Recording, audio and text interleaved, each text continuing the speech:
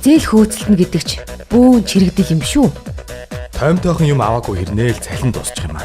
Цалингийн зээл лизинг хоёрын аль нь ашигтай байдаг юм бол? Зээлийн хүү хадгаламжийн хүү л гэдэг байдаг. Ингээд хүүгээ яг яаж зөв тооцохыг бид нар мэддэг үү? Санхүүгийн харилцаанд ороход энэ мэд мэдэхгүй олон бэрхшээл танд тулгарч байна уу? Бизнес радио 98.1-ээс санхүүгийн боловсролыг дэмжигч Голомт банк хамтран таны санхүүгийн боловсрол мэдрүүдийг хүргэж байна. За өнөөдөр хүүхдийн санхүүгийн боловсрол гэсэн сэдвээр бид тантай ярилцах гэж байна. Өнөөдрийн дугаарт Голомт банкны бизнес хөгжлийн газрын ахлах менежер Лавгсран бидэнтэй ярилцах болно. Хүүхдийн санхүүгийн боловсрол гэхээр жишээ нь хэдэн наснаас ер нь ярьдаг юм бол 3-аас одоо 5 наснд л мөнгө гэж юу юм бэ гэдгийг мэдчих хэрэгтэй байна шүү дээ. Мөнгөөр бидний худалдаа авалт хийдэг байх нь байна тий. Магадгүй одоо 6-аас 7 настай болоод арай өсөөд ирэх нь бол энэ ингээд хөдөлмөрийн үн цэнээр олддог юм аа. Чамд ингээд ч гэсэн мөнгө одоо байх юм бол тэрийгээ цуглуулад ингээд өөрийнхөө илүү дуртай амьд зарцуулах эсвэл өдөр тутам жижиг чихэр боомд ингээд зарцуулаад дуусах уу гэдэг ч юм ингээд сонголтуудыг өөр нь хийлгэх одоо төвшөнд очих. За илүү өсвөр наснд нь бид нар тийм илүү өргөн хүрээнд зөвхөн мөнгө гэхгүй тийм хоригдлол гэж юу юм, за даатгал гэж юу юм тийм магадгүй одоо өмч гэж юу юм тийм одоо чиний нэр дээр ийм юм байна гэдэг ч юм ингээд илүү цар хүрээгээ томсгоод л явах хэрэгтэй юм шиг байна. Цэцэрлэгийн нас буюу 4 нас хүртэл санхүүгийн ойлголтыг яаж өгөх вэ? Ер нь бол мөнгө гэдгээс л эхэлнэ. Мэдээж баг тийм. Ер нь бол санхүү гэхээр бид нар айгаа томоор ингээд төсөөлөд байна л да. Мэдэндээ нөгөө нэг хүүхдтэй ингээд хүссэн ямиг нь авч өгөөл тий. Дэлгүүр орохоор л ингээд би нэг аавна гээл мөнгө гэдэг чи өөрөө хязгаарлагдмал юм аа тий. Ээж нь өнөөдөр төрөвчийг харуулах хэрэгтэй байхгүй юу? Бодит байдалтай танилцуулах хэрэгтэй тий. Ийм мөнгө байна тий. Энийгээр хоёлаа ийм юм аавна. Яг энэ өндгөн шоколадыг авахд хоёлаа хүрхгүй байна гэдэг ч юм уу ингээд багаар ойлгуулах хэрэгтэй. Эсвэл хүүхдэд сонголтуудыг хийж болно. Чи энийг авах юм, энийг авах. Хэрвээ энийг авах юм бол чамд ийм асуудал үүснэ гэдэг ч юм ингээд сайн ярилцах хэрэгтэй. Тэгэхгүй бид нар ингээд тэрийг аавна гэхээр нүггүй болохгүй гэл ингээд учир шалтгааныг тайлбарлаагүй гэж бид нар ингээд хориод байдаг нь илүү тийшээ одоо бүр тэмүүлэх, бүр зөрөх тий хүний тэр унган мэдрэмжийг хөгжүүлээд байна л та. Тэгэхээр биднэрт альва имийг бол ингэж учир шалтгаантай үр дагаврыг тайлбарлаж хүүхдүүдэд ойлгуулах хэрэгтэй. Мөнгөний тухай ойлголтыг бол ингэ зөвөр үр дагавартай тайлбарлаж өгөх хэрэгтэй юм шиг байна. Сургуулийн насны хүүхдүүд буюу хүүхд сургуульд орлоо. Тэгэхээр хүүхдтэй мөнгө өгөхдөө бид нэр юуг анхаарах вэ? Сургуулийн насны хүүхдтэй. Тэр дундаа 1-ээс 5 дугаар анги хүртэл хүүхдтэй мөнгө өгөхдөө юу анхаарах вэ? Тэднийг яаж мөнгөтэй харьцуулах вэ? Эхний ээлжинд бид нар бол бодит байдлаа тайлбарлаад тийм тэрийг сайн ойлгох хэрэгтэй. Магадгүй бид нар нөгөө нэг яг хажууд нь зэрэгцээ суудаг өдөр болго 10,000 төгрөгтэй явдаг хүүхдтэй адилхан өгч чадахгүй байж болно шүү дээ. Яагаад 10,000 төгрөг өдөр болгон өгч чадахгүй вэ гэдгийг тий тайлбарлах хэрэгтэй. Бүр сайхан өөрхөн цалин болон хэрэглээ зарцуулалтаа ингээд тооцоолол харуулчих хэрэгтэй. Тэгэхгүй ерөөсөө байхгүй болохгүй өөхгүй гэдэл байх нь өөрөө нөгөө нэг надад дургу болохоор ч юм уу тий эсвэл дандаа л ингэж яах юм гэдэг юм сэтгэл төрүүлж байгаа. Тэгтэл бодит байдал дээр ээж нь ийм цалин авч байна. Тэгээ хоёлаа ингэж хэрглэж байна. Тийм учраас чамд өдөрт 10,000 төгрөг өгөхгүй маа гэдэг амьс ойлгох хэрэгтэй юм шиг байна. Нөгөө талаас нь хэрвээ одоо хэрэглээний мөнгө авч байгаа бол тэр маань бас өөрөө биеийн цалин хөдөлмөрлж олж байгаа. Тэгэхээр чи ч гэсэн хэрэглээнийхээ мөнгийг ямар нэгэн байдлаар үн цэнтэйгээр бий болох нь илүү хоёр талтай амттай штэ гэдэг ч юм ингээд сонирхолтой байдлаар тайлбарлаад ягаад бид нар тэгтээ тэргүүл хүүхдээ өдөр тутмынхаа гэрээ ажил туслуулдаг тий тэгвэл гэрээ ажилд туслуулж байгаа хөдөлмөрийг ягаад үнэлж болохгүй гэж тэгтээ одоо тэр нь бүр амар ширхэгчлэн тий бүр тэрийг ийм 5 айгуугаа хад 5,000 төгрөг гэдэг шиг ингээд тоолж бүр ингэх биш те. Ерөөсөө сайн дүн авсан бол ягаад урамшуулж болохгүй гэдэг ч юм уу. Тэрүүгээр хүүхд маань нөгөө өөрийнхөө хэрэглийг зохицуулаад явах ч юм уу. Байдлаар ингээд хилэлцээд явах хэрэгтэй юм шиг байна. Ер нь бол яг зүгээр гадныханд ч гэсэн насан туршаагүй өсвөр насны хүүхдүүд ч гэсэн аюух жижиг ийм цагийн ажил хийдэг, хажууд хөрштөө туслаад өвсийг хадаад өгдөг ч юм уу те. Гэдэг ч юм уу ийм жижиг сажиг юм нөгөө мөнгөтэй харьцах дадлуудыг багаас нь болоход хэлтэлтэйгээ бидний төвшөнд бол бас тэр бол хэцүү л дээ. Тийм учраас өдөр тутмынхаа ажил амьдрал дээр мөнгөний үн цэнийг ойлгуулад явах бололцоотой. Тэгээд зөвхөн мөнгө өгөх, тэрийг зарцуулахтаа биш. Эргээд нөгөө мөнгөө хоригдлуулах бас чиглүүлэх хэрэгтэй юм шиг байна. Тэгвэл одоо ингээ хүүхдтэй ингээд бүр зориг тавьсан хоригдлуудад юм бий болгоод юу гэдгийг хайрцаган дээр гоё миний ундаг дугууны мөнгө гэж хүчээд тийшээгаа чи ингээ хомдлуулаад авах юм бол чи хэр их мөнгө вэ? Хин илүү хурдан ундаг дугуйтай болно. чи өдөрт одоо олсон хэрэглээний мөнгнөөс илүүчилж чадахгүй эсвэл орлож ирсэн мөнгөө ингээд зарцуулаад байвал ундаг дугуйч ингээд хойшлсоор бай гэдэг ч юм уу. Ингээд ундаг дугуй гэдэгтэй адилхан олон сав байж болно. Ямар ч гэсэн аль руу нэг харуулчихна. Харуулах хэрэгтэй. Тэгээ тэрэнд нь бодтойгоор бас өөрөө хувь нэмэр оруулах хэрэгтэй. Хүүхдээ урамшуулах хэрэгтэй.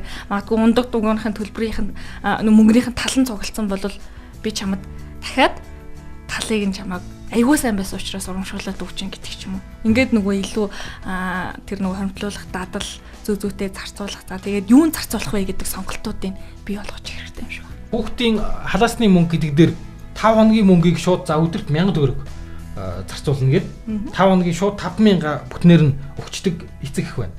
Өдөрт нь яг юу хийсэн?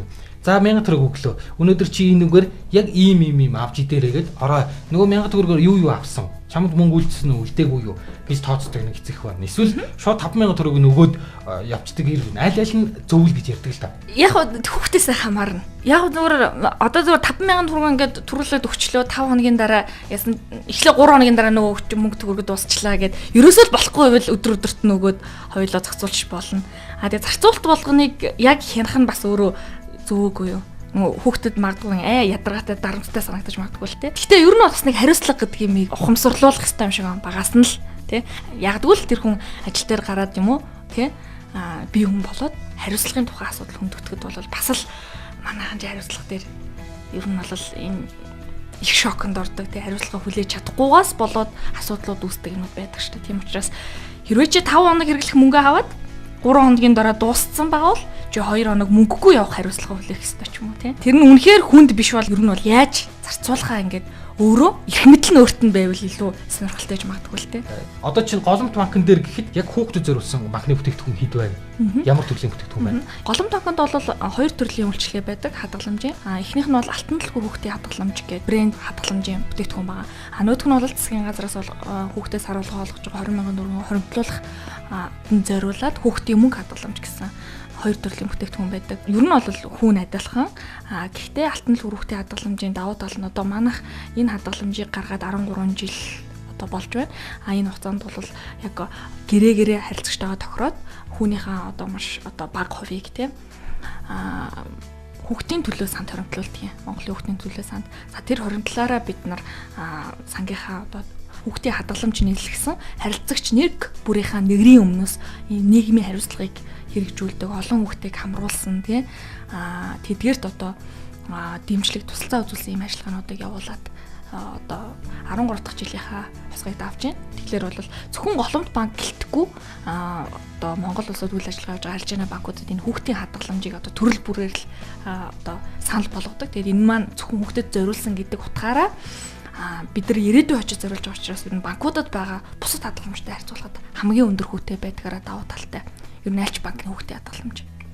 Хүүхдийн хадгаламж нийлэх гэж байгаа эцэг эхчүүдэд зөвлөхөд эхний ээлжийн зүгээр юун дээр анхаарах хэрэгтэй вэ? Бид нар ингээд хүүхдэд зориулсан хадгаламжийн ингээд ер нь тогтмол хийж авах шаардлагатай юм шиг байна. Баг дүнгэрч болов тогтмол хийж авах хэрэгтэй. Одоо жишээлхэд засгийн газраас олгож байгаа 20,000 төгрөгтэй дүүцэлээд дүүцгэд одоо 20,000 төгрөгийг сар болгон авч исэн. За одоо 3 дахь жил рүү орж ирч тээ.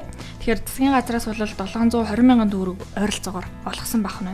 За үүнд бол банк 196,000 төгрөгийн хөө бодоод ингээд хоримтлал нь 916,000 төгрөгийн хэмжээтэй болцсон байх жишээтэй өнөөдрийн байдлаар олгож эхэлснээс хойш тийм хүүхдийн 20,000 тийм хэрвээ анханаас нь хүүхдийн 20,000 сар болох хийгээд явсан бол тэгэхээр боддоор нөгөө нэг сар болгон ингээд байнга орлого ороод тэрийг хоримтлуулад явж гин гэдэг маань хэр хэмжээний хоримтлал үүсгэж байгааг харж болж байна. Энэ маань магадгүй 18 жил болвол хийд болох уу гэдэг ч юм уу тийм юм тооцоолууд байна л та. Тэгэхээр бид нар бол ингээл гинт мөнгө орж ирэхээр ч юм уу эсвэл ер нь энэ мөнгө одоо цалингаасаа нэг удаагийн цалингаасаа нэг 50% хүүхдэд хийчихэд хэрэгтэй гэдэг ч юм уу гэдэг байдлаар биш. Баг дүнгээр ч гэсэн тогтмол ийм хоримтлалыг бий болгож явах нь аягүй чухал. Жилийн хүүн хэд вэ? Саяхан өөрчлөгдөд нэмэгдсэн байгаа. Алтан төлхөө хүүхдийн хадгаламж маань жилийн 16.2% хүүтэй. За 18 нас хүртэл ингээд жил бүр сунгагдаад автоматар Жишээлбэл хоёлаа таны хүүхд 4 настай гэсэн шүү дээ. Тэгээ 4 настайгаас нь ахгуулаад 50,000 төгрөг сар болгох юм уу? За. Цалингаас л та сар болгох хийх хэрэгтэй. 50,000 төгрөг хийлээ. За. Хийлээ гэж бодоход таны хүүхэд нийтдээ 14 жилийн хугацаанд хуримтлалыг үүсгэх нь байна тий. Энэ тохиолдолд алтан дулах хүүхдийн хадгаламж дээр 50,000 төгрөгийг 14 жилийн дараа хорин болвол таны нийт хийсэн 50,000 төгрөг нийлээд 8,400,000 төгрөг болно. 14 жилийн хугацаанд. За харин банк таны 8 жилийн турш хуримтлуулсан энэ урт хугацаа учраас банкны жил бүр хүнээс хүү болгогдоод явна. Ингээд 20,500,000 гаруй төгрөг болж байна. Хүүн. Ингээд таны нийтдээ хүүхдээ 18 нас хүрэхэд 28,900,000 төгрөгтэй болж байгаа байхгүй юу? Тэгэхээр нөгөө илүү одоо банкны хүн ингээд жилээр нь харахаар 16.2 гэдээ бага харагдаж байгаа боловч 100,000-д одоо 16,000 төгрөг л ахна ш. Харагдаж байгаа боловч хуримтлалыг илүү урт хугацаанд бий болгоснороо нөгөө таны оруулсан мөнгнөөс банкны хүн хамаагүй даваа явчихдаг. За. Тэгэхээр хуримтлал илүү урт хугацаанд гэдгээр ашигтай гэдэг нь эндээс харагдаад байгаа. Тэгэхээр ер нь зүгээр баг гэж голдгүй яг тогтмол хийж явал илүү өрөг өчтэй гэсэн. Илүү өрөг өчтэй таны илүү одоо хуримтлал ч гэсэн илүү одоо бий болох даваа талтай гэсэн. За бидэнд хүүхдийн хадгаламжны талаар, санхүүгийн боловсролын талаар ярилцлаа өгсөн танд баярлалаа. Амжилт хүсье. Баярлалаа. Зээл хөөцөлтөн гэдэг ч бүүн чирэгдэл юм шүү. Тоймтойхон юм аваагүй хэрнээл цалин дуусчих юм аа. Цалингийн зээл лизинг хоёрын аль нь ашигтай байдаг юм бол Зээлийн хүү хадгаламжийн хүүл гэдэг. Ингээд хүүгээ яг яаж зөв тооцохыг бид нар мэддэг үү?